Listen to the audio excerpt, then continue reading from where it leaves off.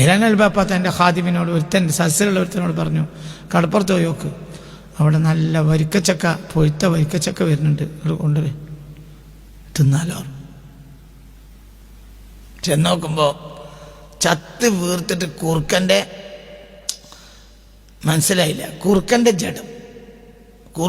ജഡം ചത്ത് വീർത്ത കുറുക്കൻ്റെ ജഡാണ് അടിഞ്ഞിട്ടുള്ളത്, വരിക്കച്ചക്കയല്ല. അപ്പൊ എന്ത് വിചാരിച്ചു, എന്താവൂലേ പാപ്പ ഇത്, നമ്മളത് നാറിയിട്ട് വയ്യ.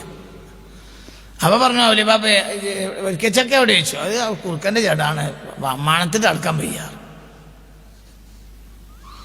എന്നാടോ ചെന്നു വേറെ തന്നെ പറഞ്ഞയച്ചു. വേറെ തന്നെ എന്നപ്പോ ഓഞ്ഞൻ നിന്നപ്പോ നാറ്റത്തോട് സഹിക്കാൻ വയ്യ, ഈ ചാർത്തിട്ട് നാറ്റത്തോട് സഹിക്കാൻ വയ്യ. ഓൻ അതിൻ്റെ അടുത്തേക്ക് തന്നെ പോയില്ല, കടപ്പുറത്ത് പോയി എന്നാണ്ട് പറഞ്ഞു അത് കുറുക്കനാണ്. മൂന്നാമത്തെ തന്നെ ഓൻ പോയി, നമ്മളും ഈ ചാർക്കണ കുറുക്കൻ്റെ ജഡം തന്നെയാണ്.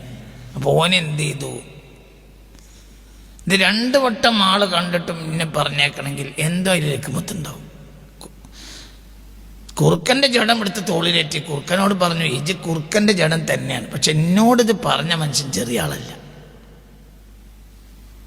ആ ആള് നാവിന് അസറുള്ള ആളാണ്, അതുകൊണ്ട് ഞാനിത് കുറുക്കനാണെങ്കിൽ കൊണ്ടുവന്നു. ഇതേത് കിതാബിലാന്ന് നിന്നോട് ചോദിക്കരുത്, ഒരു കിതാബിലൊന്നും ഇല്ലല്ലോ. ഇത് കാബിറൻ അൻ കാബിർ ഇങ്ങനെ കയറി വന്ന ഒരു കഥയാണ്. കളവ് പറയാൻ സാധ്യതയില്ലാത്ത നാവിൽ നിന്നാണ് ഞാനിത് കേട്ടത്. അങ്ങനെ അയാൾ ഏറ്റിക്കൊണ്ട് മജ്‌ലിസിൽ വെച്ച് നോക്കുമ്പോൾ നല്ല 1 നമ്പർ വരിക്കച്ചക്ക.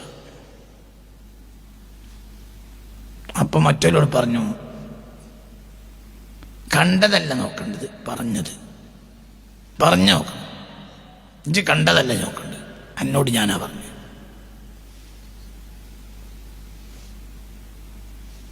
മനസ്സിലായില്ലേ? മൂന്നാമത്തെ ആൾക്കത് ഉറപ്പാണ്. എന്ത് സത്യത്തിൽ ഇത് എന്തെന്നെ കുറുക്കൻ തന്നെ,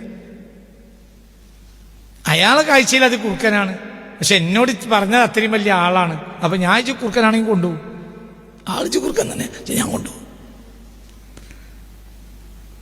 മജ്‌ലിസിൽ കൊണ്ടുവന്ന് വെച്ച് നോക്കുമ്പോൾ 1 നമ്പർ പൊഴുത്ത വരിക്കച്ചക്ക.